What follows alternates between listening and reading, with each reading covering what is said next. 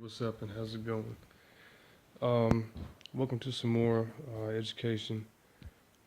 Today we're going to talk about Salivatica and just some basic information that I believe is revolutionary and it has a lot to do with health and it has to do with um, basically about everything that um, life really requires now, and it's something that hasn't really been used. And basically, what it is the perfect substance of information, and it basically is after I'm looking after like everyone finishes having gay sex as a popular thing or sex is a popular thing. Basically it kind of negates itself out to where sex and copulation has nothing to do with anything when there is an injection and there is, egg and sperm and just one medium device, for it to enter into, and then, that has nothing to do with, the good feelings and touch and salivatica, which is required in touch. When you touch someone and you hold someone for too long, that is a male, usually for my terms. Um, if you're around them for too long, you can feel really hot, and it'll get too hot, and it feels really uncomfortable, and that's part of salivatica. It's just like having, sweat, but it's really your mouth is used in every part of your body, salivatica, and you know, uh, so after sex, is separated from this and that. Sex must be used at all times, as what is done, and that's like eating food without having bad, unpleasurable feelings, that are rough. Um, well, I mean, the only reason to even have that is just to see the extreme, but I mean, there's no reason to actually continue trying to have something that is too dry or too hot. Also, like with me in the opposite sex, sometimes, like with a girl, I start to feel kind of stupid. And I'll just kind of sit there and they'll talk about something for a long time and it just sits there for a long time and their body might look attractive and kind of something, but I'm losing words, and it's just not good. And that's the same thing with salivatica is that it's too dry. There is no, liquefying medium to where what I have to say that's smart can continue to be smart, because it would be too dry. And so those are both the same dry extremes. Is that one, I had food here, that looked really enticing, and it's like it was just too much food. And the other one with the man, it's like the same thing, and it's just not, and it's like too dry. So on both of these extremes, basically what I'm studying is just how I was brought up and how I was born, and when I was young, and I kind of want to get over the life and death, um, situation, and it's always careful analysis of what's said and what's done. And anyway, I could not pronounce CL. Everyone will have this issue, is that I used to say huh, cl, and I could not pronounce cl until I got older, until I was like 12 years old, or 13 or 14 or 15 or 16 or something, before I could actually pronounce it. And, I don't have that problem now because I trained myself to not have that problem. But the thing is that what it really was broken down is that I could say cool instead of kal, and then I learned, about gleeting, and basically both of these kind of imitate two things. This is a butt, and this is a little bit like how it should be. Basically, is it should be completely sexual. Your body has to be used. There can't be any hidden spots in your view. Like, if you're trying to like peel somebody back to see what they look like naked, I mean, you have to literally go past, I mean, you have to do it. You have to see everyone naked and understand, you have to see through, them and see what the representations are going, to be. I mean, you can't have, or you can't, and I'll explain that here. So we have two different types of gleets. One of them works, one doesn't. Um, the dry gleet and gleek is when someone teaches you how to do it, and you go like that, and and then it just forces it out like that, and it's not pleasurable, and it hurts a little bit because it's dry coming out, and there's no pleasure from it like in sex. And that's really all sex ever was, when you have something enticing in your mouth, but not actually when you have it and it's too dry. It should be pleasurable as sex to eat food or not, or just to think about it. And about conversations and words should also be that pleasurable, and that's one of my goals, and I have a whole speech thing that's going to really, really change some lives. Um, and this is unbalanced, and this dry gleet also represents sex. We have a tongue here. We have a small surface. This is what animals look at. This is what dogs look at. You study animals, and you'll understand how they move really does interfere with everything. And with my tongue like that, it could also mean a hard, you know, frog, eating a fly. I mean, it could be anything, but like this, I'm looking at a round plane on the bottom here, and then I'm looking at a tongue coming up like this, kind of like that. And it has like a, like I'm just picturing like a little circle here where it's coming out, and then I'm picturing a butt right here, or just a round orifice, which could be anything at the time, but it would have to be as pleasurable as a butt. Since that's what we're limited to, in speech, really. I mean, it doesn't have to be. It could be your eyeball. It could be anything that is round. But the thing is that something dry is unbalanced, and it's basically when you have to rely on a person to speak to in order to kind of prop yourself up in order to speak, and you kind of lose balance in order to talk to the person while they are autopiloting you while you were talking to them to explain what you're doing. So you kind of lose your grounding, and it is not actually sexy or sexual or even pleasurable, to speak that way. And it's not really sex, but I mean, you could just say that it's kind of like the, British town of Bath, because, the country of Saxony, did have some roots in pleasure.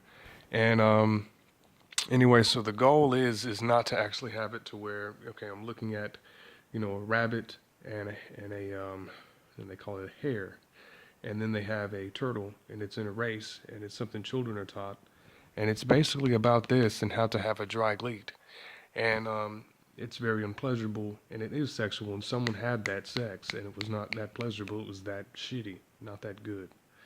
I mean, maybe it could be good then, but if you look at it, you will understand a step that you skip. And just that the turtle wins the race is how a lot of people have had sex, and it's been, really shameful, once you get to realize what the viper is and how that works, because I mean, that is like a turtle's slow head, kind of poking into something, kind of like when a turtle is in its shell and then it comes out, is exactly how it feels, and it's not really proper. If the turtle really came out of its shell, then it would not be, in a slow area and just kind of poking up on the surface, and then it has that little film that goes over its eyes, and it's kind of mucky, and it kind of pokes up over its head right here, and it kind of coats its eyes, and it's just kind of like, kind of like that song Saucin', um, by Post Malone. And it's just not a good feeling to have that mucky stuff over your, here, if it wasn't properly done. So even the turtles, have also been showing that prominence and that mistake there. And, and that's when, this could also be tied with the tonsil view of how it looks. And if you're looking at a tonsil and that at the same time, and in this, and bleeding at the same time, and it still, kind of feels like just kind of like nothing, then it's not done properly. But Salivatica is supposed to be about speech, and so the viper gleet and gleek is basically when you take a viper and you take a bottle, or you take a snake that has venom, and it has these two little things that comes out, and probably another visual. I mean, anything that's entertaining is good, But I'd probably say that like this being like kind of a vagina or some kind of hole orifice opened, like in a shower, and you could just kind of put your finger down there where the where that tub thing is, a drain, and then the water comes down from the shower and it kind of goes in between those two, toes or fingers or whatever it would be, and just feel kind of how that water kind of goes down it and it creates, someone else holding something open like this. And it could be your mouth, it could be, your eye, could be anything, that something could come through. And it should feel very pleasurable to kind of have a physical fabric of that, which is basically how it would have to feel. It would have to be very pleasurable in order for a snake to actually, put its venom inside of a bottle, which is basically your saliva. And it has point and it has reason, and it's definitely medicine, but it's not the point to get, like stung or anything. But the point is that that is Salivatica. And see, having that done, we have a separate entrance here instead of it both being part of one thing, and we actually have the full circle of the touch instead of having it where it's just half of it, and it's basically like pinching this, and I can feel it, and this could be like two breaths from a girl rubbing, caressing at someone, and it still would not be felt really, would not be complete, would not be a complete circuit. And also the difference is that the tongue here, would be kind of, aimed, kind of touching against the bubble, and kind of pushing against it, rather than actually going inside of it just to get the points for the score, for the win, and gets the, 1 point for better than whoever, how that old stuff is, it's definitely not going to be used. It's unhealthy. And that's kind of the point. And how this speech is supposed to work. There's also another thing about this speech that I'll go over next, is about basically how language needs to be broken down. It should not be just English. It should not be just any of these languages, because they are such a waste of space, and that we have other native words that we use, even though we'd have to use these languages as sort of building obstacles in order to make better sounding languages that would be just like having cybersex talking all the time, and very lazy, and not like have to think really hard about something to get it. And basically it's just the fact that, probably one educational thing that I would use would probably be, Mario Brothers 3, and how they have this one level that has that really angry hot sun, and it's like, and it's got this little sun coming out, and it's really dry. It's got the tornadoes and the little flies inside of the tornado, and just all of the really dry things that would be thought about in bricks, with lines in them, and just doom to doo doom doom doo doo doom, it's really educational. And it's just that the mountain there is also really, really dry and really unwanted. And that mountain is just like looking at a mountain. And if you can't look at the pinnacle of something sticking out over something, and I don't mean like for the point of getting it, just to be like that. But I mean, if you actually don't have a layer of fog over a mountain in order to speak about it, then it'll be dry and there is no you there. There has to be a cloud in order to represent it. There has to be liquid. There has to be this salivatica, salivatica, that has to be there in order for that speech to work. So this is kind of like the dry, too dry, and this is like, salivatica, is when this cloud right here represents you. It's like that is here's what we're talking about here, is our goal. It's like, and then here is the layer of what's there. This could be spoken about too as a word, but you don't want to have it to where there is no, something that can coat something in order to make it nice and pliable, good, not pliable. And software, and using, keywords that kind of guide you from place to place. We'll talk about that later.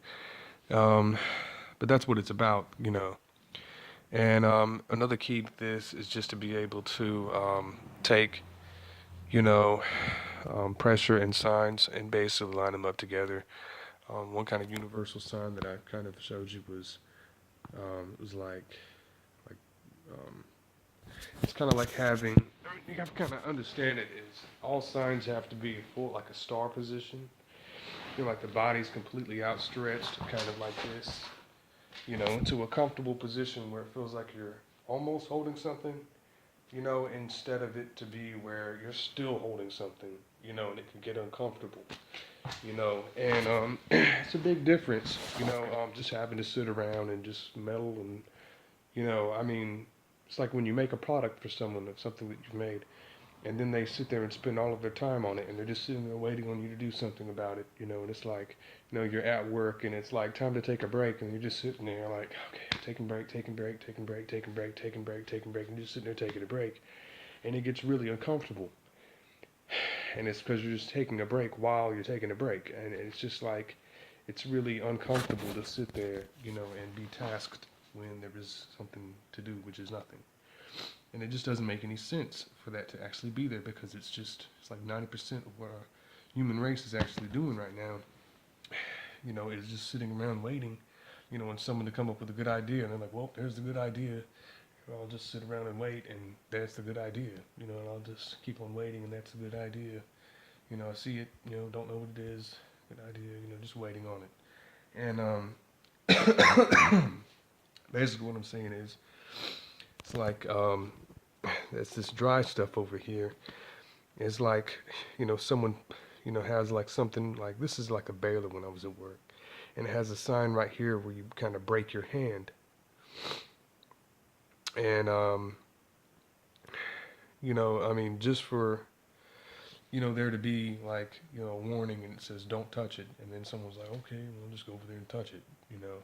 I mean, that's the kind of thing I'm trying to break down here is that there shouldn't be any danger. And, you know, you shouldn't just sit there and, you know, the point of our lives basically is to avoid danger. And it seems like that is not really useful or productive. And it's because danger is just sitting there and, you know, it just doesn't have anything to do with anything. But anyway, pressure and signs is basically what I'm talking about here. Like if I say like, you know, if I have a one sign motion, you know, sort of like something that, I mean, I can't really explain it, but I kind of got it from RPG games, you know, say like what it's going to do and then it, you know, kind of doesn't move and then it does it, you know. Um, is just kind of like this, you know, and like something that would make that tongue want to go in there and, you know, and just kind of put it in it, you know, is really comfortable. And that's what a viper does before it bites something. It says what it is, you know, kind of like in, you know, the RPG games where it says what the move is and then it does it. It's like a viper. And, you know, without doing it and without having that, you know, you basically have downgraded your technology to just have, you know, just a bunch of garbage of what you're saying. And it doesn't have a sign of what's going on. It'd be like bite, and then it bites, you know. Instead of just, you know, those things linger still, you know, those things act like that, and you stay away from those. And then it, you know, never gets to it, or it's just still uncomfortable. And that's unbalanced, you know, to not have, you know, a move before you do something, and it says what you were doing while you do it, you know, and that's part of Salivatica. It's like saying, you know, if you're eating some food, there should be a sexy word of what it is that you're eating, you know, like if you're having like milk and tiramisu, you know, and it was really, really delicious, you know, you wouldn't want to say like, you know, you'd want to have like a new word for it, you know, that would be sexy. I mean, it doesn't have to be milk and tiramisu, but you could say, you know, milk and tiramisu. I mean, you just say like flammy, you know, something that would be like a new word or something, not some bullshit, not a language or anything, but it have to be something that's what you're doing, like good tasting food, and then be like, okay, so I'm thinking of good tasting food, and it would be good tasting, and then that would be, you know, pleasurable, and that would help you here. Be like, you know, when you're in the zone where your eyes are kind of rolling in your head, you know, sort of be really comfortable. And anyway, so that has to do with Salivatica, and it has to do with pleasure in taste and pleasure in non-taste too, and just keeping everything really moist. And see, old age and everything, and you know, being too young, you know, when you know your teeth look weird when you're growing up and you're raised, you know, and it's just to where, you know, that was a social thing. I had really funky teeth just sticking out everywhere. Realized it did resemble feet, you know, and just anything that really protrudes out like that, that's really like, this helps me gain ground. Is really good too in Salivatica, or whatever you want to call it. But it has to have some form of gaining ground, to make it easier for you, to kind of look at two different things and kind of put that together. And anyway, so there's a little sign of kind of like a bow kind of pushing back, and then you let go of it and you can feel how it, kind of pushes it, and it has a really good pleasurable feeling. And that's just kind of what I mean is like when your hand is like this, I mean, yeah, you can force it, to where it feels like it looks like it's still there. But that's what I meant by, I said retimely in another video where I was talking about timely cleverness. And basically what I was saying was that, that there has to be, it can't just be where there's idle and like being idle. Like y'all have like an hour to yourself and you still have idle time, which I've kind of learned from, I'm going to just say games, because there's a lot of times where I've had idle followers or had people that are idle and they're still sitting there and they could just still be doing something else. And, I just kind of felt like there'd have to be some kind of pressure and motive. And it would have to have some kind of direction that would kind of launch, what is there to actually make it move. And it would feel comfortable if you were given a command to do something because it would have launch behind it. And that's what leadership would be for. But I mean, if you're sitting there being idle and you're sitting there just being idle, I mean, that's like being a fly and like just kind of floating around yourself and it gets itchy and stuff or whatever. I don't know. But anyway, it's just kind of how that would propel something is really healthy, and that would have to do with kind of like the Viper Gleet, and just any kind of fluids in your body kind of need to operate this way. Your blood needs to operate this way. I mean, it's constant heartbeats. You got, blue fluid going into the red fluid, becoming it, and it coming out and everything, has to have some kind of launch behind it, just like a bow and arrow, and kind of like touch, but obviously only someone you don't like, it seems, because it has to be someone who's actually wanting to receive that touch. Something that is jutting out would kind of want that back so you could feel what's protruding out. And you can't just touch someone who is like not there in the touch zone. It's a lot of different people in pasta. It's like looking at 100 people. And it's like which one has the most stretch, and I guess I'll use that one, or like which hand naturally, looks like it needs it right now, like the most emphasis, and which one has the most of this launch ability and kind of work its way around from the most to the least, and then use it all up, and then it would basically have, a perfect spatula arrangement, a perfect, momentum arrangement, and it would actually accrue, some kind of, I mean, I guess you could say whatever the power behind the bow is when you pull it back, and it has that potential energy, you know, that would pull back. I mean, the one with the most is the one you use, but the one with the least, a small amount, is just as much as a big amount, so it would really be about just what looks the best and what fits the best, what was the most variety and what kind of stands out on its own and all that is important with signs and stretches and all of that has to do with like when you yawn or when you cough, or that, air intake and everything is another thing, and you're using your nose in order to block out things while you breathe in, is important too in Salivatica, and just how that works. A star inside of a circle is kind of important. I remember the first time that I was with this girl and I really, really was trying to learn a lesson. And it was basically, I saw this, I close my eyes and I make visuals, and I've done it ever since I was 6 years old in first grade, before they wanted to launch me to the next grade, and I said no because I want to learn more about life. And anyway, this was red, and then there was a yellow star in the middle of it, and it said juice drink, and it was from one of my RPG games I played, and it's called Super Mario RPG. And anyway, that star was basically the fundamentals of this, and it's just how a star is kind of outwards, and it does represent our 5 limbs here, that it can basically be fully stretched out, and it is really comfortable, to kind of understand how that works. And I think it's a perfect symbol on how this salivatica is supposed to work. You don't want to have the body where it's in a collapsed position as the fundamentals on how you should act. And that's how life has been for a long time. Families are like that.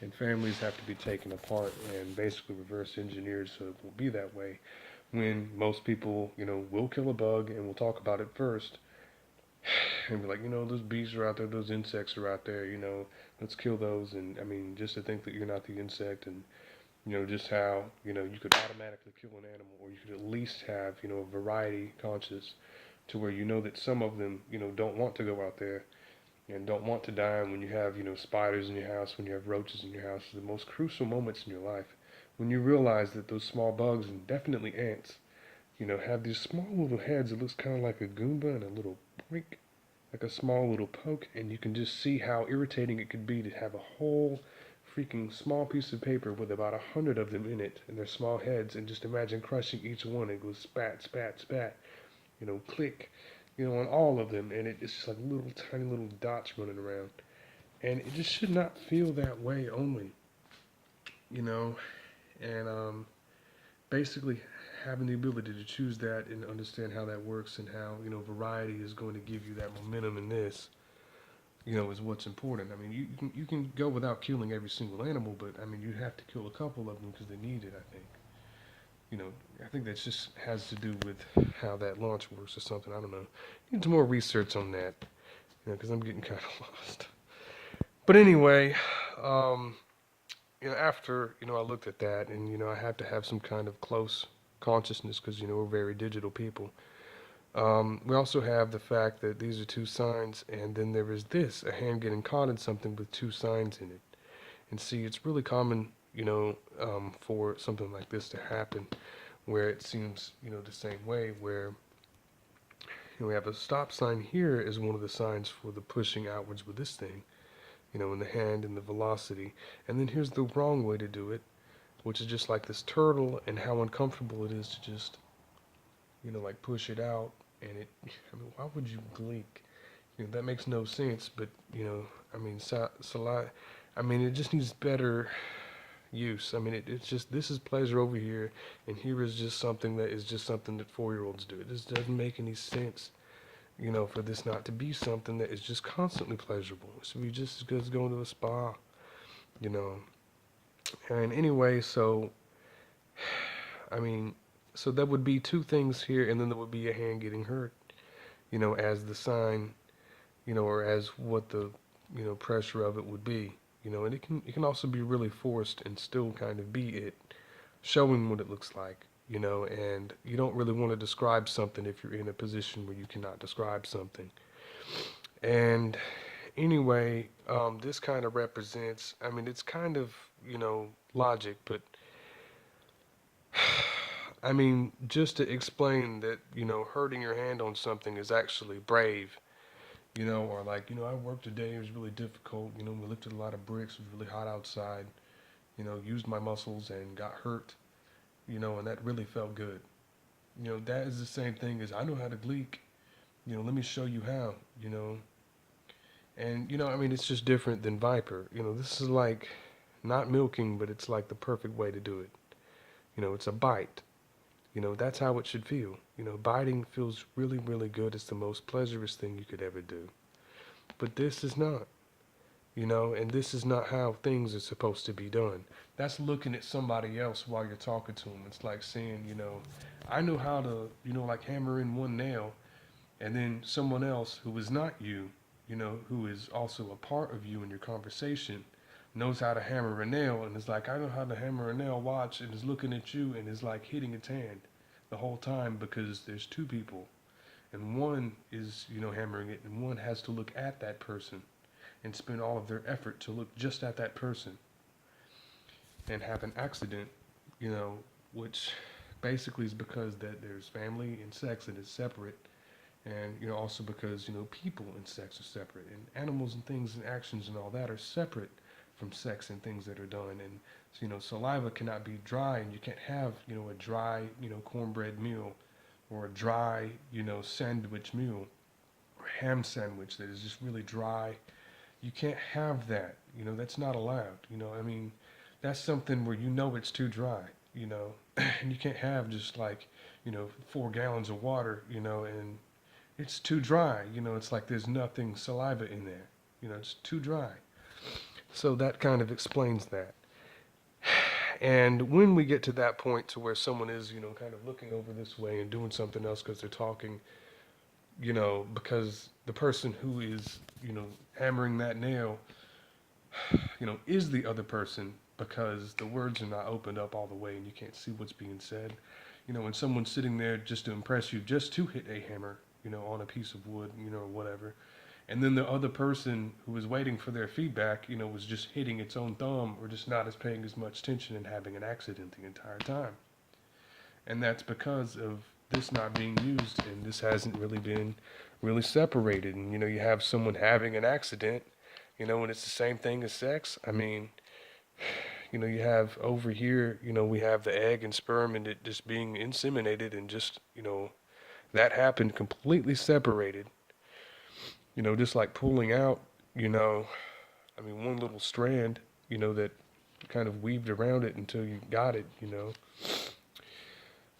And then over here, we have just, you know, the energy that needs to be accrued and needs to be gained, and, you can't just be looking the other way and then all of the stuff is still happening. It's not pleasurable. It doesn't make any sense, and you get all intoxicated, thinking about things like that, and it kind of throws you off. And, yeah, and then, so here we have, this, kind of simile here. And it's just kind of when someone says, cheek it, and it's just kind of like, there's like two cheeks here, and they have these little ball here and ball here, and you know what that feels like. It's like biting one of those little horse things. How it has that little piece of metal. It's like, mm, and you can feel how uncomfortable that would be for someone to say butt cheek, at the same time, but says like cheesecake butt cheek, and you can just see how it just kind of, just kind of bites it, and it's just like, I mean, it's just, that's what I'm talking about. Is like, sticking through door, impressive. And someone said that that was impressive, because over here, we have insemination over here, and then we have, what you call sex. It's like the unlimited, whatever the hell this shit is right here. you know, Viper, whatever cool, thing you would want to call it would be good, flavor expression or something like that, something cool to look at. And I mean, it's just that these two things are now separated.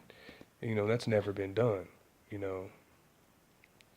And but anyway, this is basically like if someone wanted to be brave, and this is something that is now going to be gone. It's just the family bravery, like family bravery, where something still stands when two things fall. Sort of like, well, like how I described it, cheek, stand, cheek. And it looks like a butt cheek, but I mean, it's just that there's two things that fell and they come up like the turtle, and it just kind of pokes its head in the fairy tale when the children listened to it and still didn't understand and did not feel anything from it, which is not only against perversion, it's not even useful, for someone to hear such a long story and then it's still hidden, that they were getting off to them the whole time because they're going to say they're going to die if they don't. And it's just ridiculous to have children just to do that and tell them about the story about the turtle and the hare, rabbit. And it's just ridiculous. And, and just for this to stand up, it's like, I mean, it's just the equivalent to having, a piece of clay, and you could just take a piece of clay or a piece of dough, have a piece of it over here, and have a piece of it over here, and then have another piece of dough just sitting there on a piece of paper, looking at people's speech, looking at how it turns into words and how, we have the mountain of speech here, and then we have the saliva here, and you can see how, liquefied speech that feels really good, is actually able to be thought correctly. And something that is, very raw and only has to do with bravery doesn't make any sense, or cowardice, like, oh man, and just I went through this time, and I'm telling you about it. I'm telling you about it. That was important. It's cool. Let's check it. Things like that. And it starts to build up. It gets really sticky in the mouth. It's like eating lots of Twix bars without, something to drink.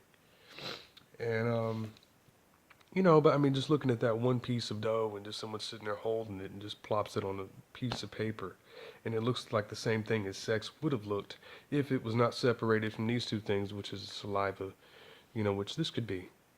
I mean, this could be just as separated over here, and you could see how this could be just a pure instrument of pleasure only, but it could also be the fact that pleasure only was not about having copulation and having sex and being straight or gay or whatever that would be, or adoption or just trying to put something in it, but it could be actually separated. So there wouldn't be something that looks like bravery or cowardice, which has to do with, some kind of, you know, basically irregular grammar, which is like family pride and, kind of like identifying with a country or identifying with a state or where you're from. And I mean, just, he always says it. I mean, you must realize that everything is like a sting and like a bite and like when a viper bites. Because when a viper bites, it has everything that it will ever say to you there. And, when it bites and it bites into something, and it fills it up, with purpose, there is a reason why. And, when you look at something where, you're like, hey, Mr. Pip always does it, or just whatever it says, and you're walking down the street and somebody waves their hand, hey, how's it going? And that's the last time you see that person, and you have one conversation and you're sitting here idle, you know, probably about 1900% of the time. And then you have just a little bit of time, where you're doing one thing. And, there it may be, but it's not using this, and it's just, you doing not even 1% of one thing. It's just barely anything, just to see one person one time. And you don't think that a bee sting is not more information than you've ever had. And it really is. It even cures AIDS. It even cures cancer. That's what bee stings do. And when you understand, when one does that, it feels very much pleasurous because it's telling you something, how pleasurous it is to sting you. And it feels great. It's a wonderful feeling. And you have to train yourself to get bit and get stung by yourself. You have to sting yourself somehow. Or bite yourself, when you, when you really, pierce yourself and let yourself know a point. That it actually a good feeling point, not actually like getting poisoned by a snake. I mean, that's not really what I mean, but I mean, notification is always a good thing, and it lets you know that something is, still there, you know, you know, and that there is a point there, and it's not something just neglected, like some fat girl's ass in the club, and it has like one little dot where it's supposed to go in, and it gets really itchy and stuff, when you point it out, and then it becomes just doing this and trying to tolerate all of the stinky smell that kind of piles up, and you can just smell, that girl's ass in the skinny or fat or whatever, and you can just smell all that shit that piles up, and it's just all these little dots where this one thing had accuracy, and you can just smell how bad that smells under that ass, and just to tell one person to be idle about absolutely nothing, just to say that you told, someone about a thing, and I mean, it's just not important to have a long, useless, idle story, and just do all of that work just to tell one more person about how something that they've already done has been done that many stinky times. And it was the exact thing that was done, or even witnessed or anything. I mean, just to not notice all of those little points in there where that thing was hitting about that and it starts to itch also. But this does not itch. Non-itch. Not itch. And, that basically covers this part. But yeah, I mean, this is actually enough to actually stand it up and stand up someone's penis and actually launch it into the old storybook reading emporium And I just want to let you know that as an experiment, I believe that, reading your kid, a book about something or hearing grandpa's story for the millionth time, he didn't pull it out of his pants and put it in your mouth. In here thinking about it, and it wasn't representing other things that were actually what you needed to represent it at the time, something pleasurable. It doesn't have to be, it doesn't have anything to do with sex. It could or couldn't. But it should have been going on. I mean, that's what is going on. I mean, are you fucking stupid? I mean, censorship, has to do with, you know, what is obviously still going on. I mean, you can't have censorship. So it has to be dick in your mouth. Or has to be finger in a hole. It could be anything, but it's just instead of putting it where, you just chopped off your penis and put it inside of a vagina, and now cannot use it and it hurts really bad and itches really bad.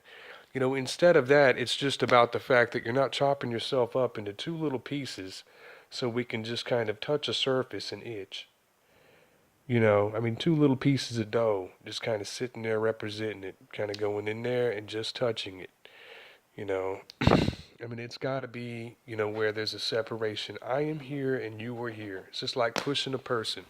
It's like, fuck you and pow, I'm pushing you, and then it feels good, because instead of someone just getting all up on you and just blah, blah, blah, blah, blah, and it gets really annoying and just kind of prickly and inkling and just, anything, just one more word, just anything that just kind of annoys you.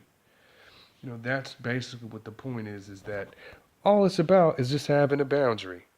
And it's just where, sandwich and burger, that doesn't make any sense. I mean, it can't just be about eating a burger, but it'd have to be about here's a fine line, and here's how far I can touch, here's the velocity, here's how cool it looks with my stuff, and here's my velocity, and here's how it can push up against us. And it has this gap right here, which is basically like, air or some kind of space medium, which can kind of push out against it because it would be in between two people that would be touching, and it would not involve any form of copulation or putting something in something or some piece of dough and just it barely standing up in the light with just a little bit of light shining on it so you can just see that little silhouette of shadow just kind of laying there and just that little faint smell of some flour and just a little bit of water. Just how that really affects either sex. And, it's just better than just dissecting yourself into small little scientific pieces, and just really understanding that, what I think of and what I know is really solid and it really is, kind of like air compression, and it definitely is like air compression, and it's like space compression and pressure compression, and it's just like thought compression and movement compression. I mean, just some kind of physical compression, but it's definitely there. And, it's definitely proven that, you know, when you hold in a fart, when you hold in what you're going to say, things will bubble up. When you sit there in the monastery and you're sitting there meditating and you're being really quiet for like 30 or 40 minutes or an hour, saliva is going to start building up, coughs are going to start building up. You have shit inside of you moving. Your stomach is going to start building up. You have to talk, and you are more, complicated, than one book about It's Dry Gleet, which is every single freaking elementary book, about how, a really cold brick of clay, kind of tastes, is basically what that is. And I mean, just to taste, those gigantic words, about, how some red clay, really was red clay and it could be eaten, is just not very useful. And it's a big waste of paper and space, and it has nothing to do with saliva and how this could be useful. It has to do with things that are too dry. That's why children are too dry, and it cannot be used as a medium. It's like having, I mean, do you think that our Earth is really, 1,000 degrees temperature all the time and it's Fahrenheit? Because that's what we're basically teaching each other is that the Earth is about 1,000 degrees hot. And, because we have to remind ourselves every day, that it's not always 96.7 degrees. I mean, just come on, and that's kind of my point about that. And, so having a medium for how you look at everything should be based on everything that you've touched and everything that could touch through you as you listen to you, talk to you, and bounce off of you. And it helps complete you more. And that's what I call, like the symbol self or something like that. I want to come up with something really cool to call it, but I guess that would be what I would fucking call it. And yeah, I don't know what else I'm gonna put here. How about some flour? And anyway, so too dry. Old people and children is obvious as hell. I mean, this should just be a personality, something that is a perfect medium that everyone possesses should be in this little area still here instead of gone and gone and here's my little story and bye bye, and just extremes like that. So, yeah, that's about it. And that's the Salivatica. We'll go over some other shit too. Thank you.